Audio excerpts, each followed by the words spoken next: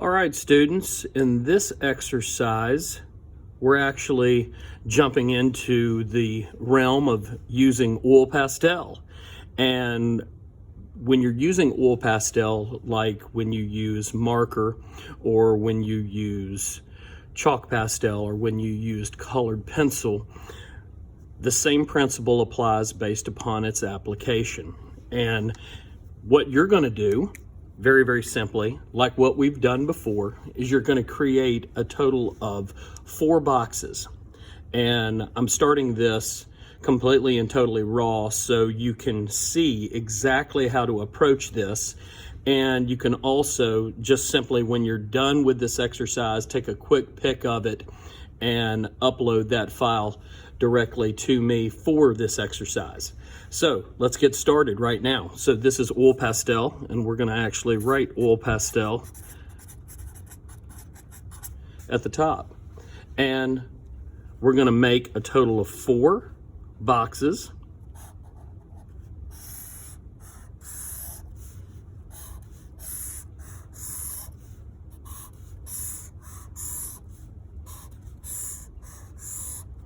All of them are about 1.5 inches tall and about 4 to 5 inches wide.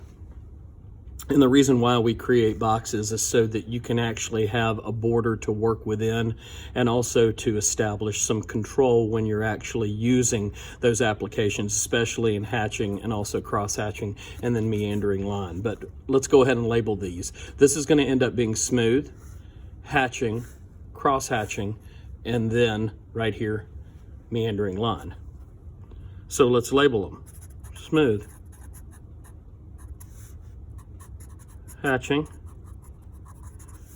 cross hatching, and then meandering line. There you go. So I have a box of Pentel oil pastels. Hopefully you've been able to pick up your oil pastels. Again, like I said before, Artist Loft from Michaels and or Master's Choice from Hobby Lobby. All are great oil pastels and very inexpensive. And you can also get a lot of this stuff online too. Pentel is another good one that you can actually find at Walmart. And when you use these oil pastels, the one key thing that I want you to really focus in on is that you don't ever use your finger to buff out the color variation. The color variation that you use should always come from the pressure from your hand and the way that you apply. Now remember, no fingers and no wrist. No fingers, no wrist. Everything is derived from your elbow and your shoulder. So let's go ahead. I'm going to pick up an analogous scheme right here that I already have laid out.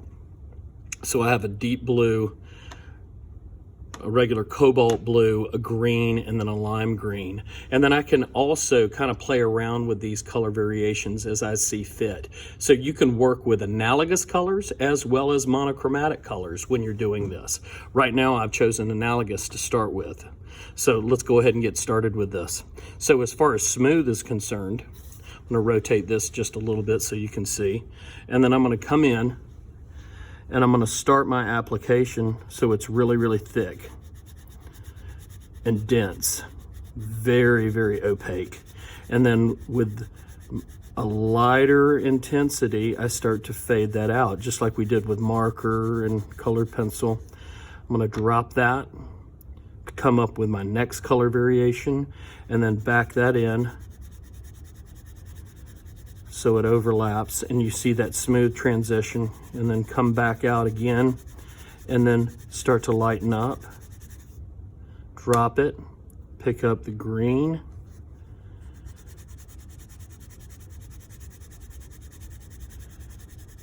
blend that through and start to taper out that color variation softly, and then hit it with the lime so it becomes incredibly smooth. I don't want to end up creating any stops, and those stops are where you can see the color stop actually abruptly. I want to finish that out a little bit more, so I'm going to go over here and I'm going to grab this this yellow, and then I'm going to come in here and soften that and push that through, and very easily kind of taper that out. So now I've created an analogous scheme, all the way smooth transition. I'm going to go ahead and jump from an analogous scheme right here all the way to a monochromatic scheme. Or no, I take that back. I'm going to go ahead and stick with my analogous approach, but I'm going to go with a completely different color change. So I'm going to grab this red right here, and I'm going to go through and I'm going to start hatching. No fingers, no wrist. And then I'm going to start increasing the distance between my lines. Just very simply, directional line, repeated, rapid fire, boom, boom, boom, boom, boom, dropping it down, and then coming in with my orange, and I'm going to start about right here so that I can make sure that I don't have any stops, and I'm going to drop that in, back it in, so it's smooth and they're layered, and then start increasing the distance between my lines. Drop that, pick up my yellow, start about right here, start dropping my lines in, overlap all the way through, and start tapering out the distance of those. And then there you go, you've got your hatching. Now, if you don't like the intensity here, based upon it's a lot more intense here with the color variation, meaning it's darker, then I'm going to pick up the black, and I'm going to come right back in and just simply tap that black right across the top and space it out. And then because I need to mute that black so it blends well, I'm coming back in with the red and popping it in right over the top. So the transition of those color variations become a little bit smoother, and you can still see the directional line, and it becomes much darker in terms of its value of red, deep red. Let's go with a monochromatic scale now. I'm going to reach over here and I'm going to pick up a light blue, and then I'm going to take this deep blue that I have right here and this medium blue, and I'm going to use this as a monochromatic scale right here with my cross hatching. So I'm going to start right here, working very opaque initially, putting my lines in, and then I start increasing the distance between my lines. Go back to my medium blue, come in, pop it in, make sure you overlap those color variations, taper them out, and then last but not least right here, my lighter blue, back it in, overlap them, and then taper them out. If you really want to show a lighter variation, you can grab the white and come back in and really hammer that white on the back end and pull that through so it really shows that dark to light transition. Then what I do is I take my page and rotate 90 degrees, and I come back in right over the top of exactly what I just did. And I'm going to pop in my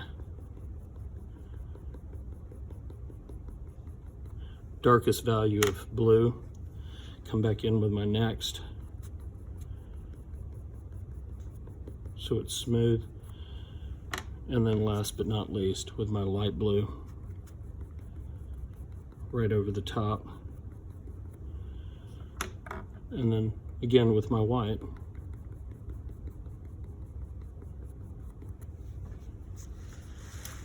So if you cannot see right here, this line right here is more dominant than what was happening underneath. You can very easily amend that or fix that by coming back in and just topping the top barely So you can see those cross-hatching lines really come out more as a definite. And then because I like that deeper value right here, so I can show that hardcore dark to light, I come back in with that black and then just touch it right barely over the top, and then mute it one more time with my blue.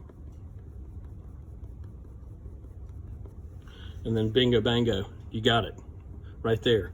And meandering line is no different than anything that we've done with marker, chalk pastel, or we haven't done chalk pastel yet, but colored pencil. And then I'm going to stay with the same monochromatic scale like I did right here. And I'm going to start with that same value that I had, my darker value of my blue. And I'm just going to roll this around. I'm going to stay in this same area for a while and then start to gradually pull those lines apart.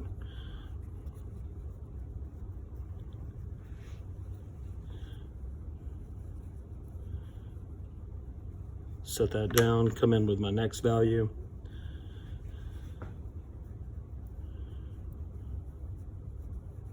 And you want to make sure that the density of the line, meaning the thickness of the line,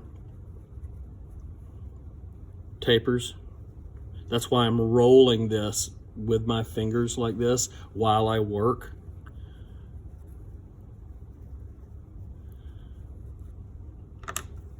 Get my lighter value and roll it right through.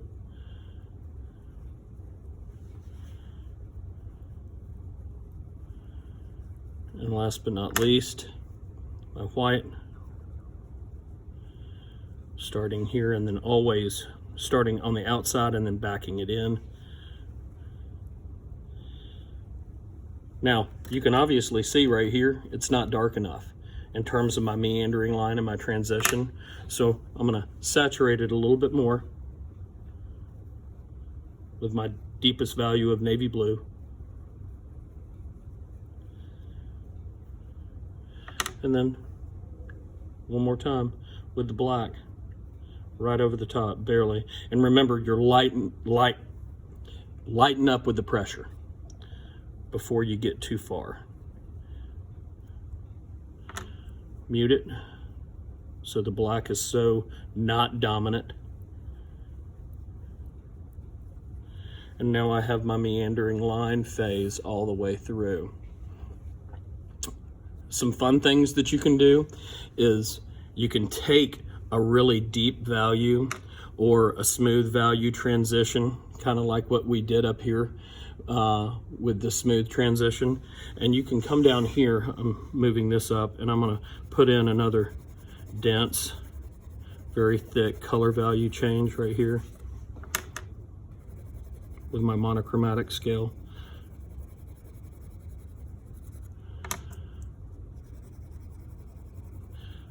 Making another monochromatic scale, if you will.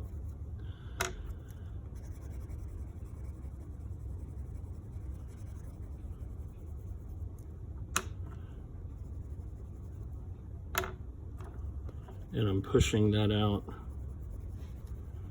so it's smooth in its transition. And then I'm going to take something simple like a scraping tool that we use in painting.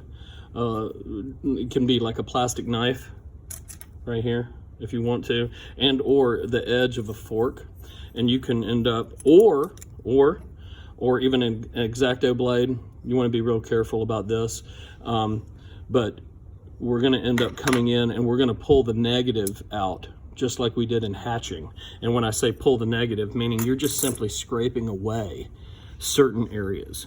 So if I wanted to, I could come in with the tip of this and I choke down really, really far on my utensil. And I come in and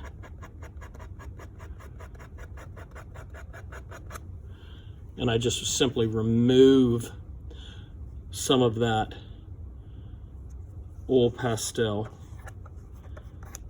to make my lines. That's fun stuff to do right there for you to practice. But I want you to practice all of these right here. I've got smooth, hatching, cross hatching, meandering line, and then also try using the negative. then take a picture of this and then upload that for your exercise. Next, we'll be doing a sphere in oil pastel so you can see the colors stand off of one another when you're using flat shape, and that will happen in the very next video. Go ahead and get started right now. Boom!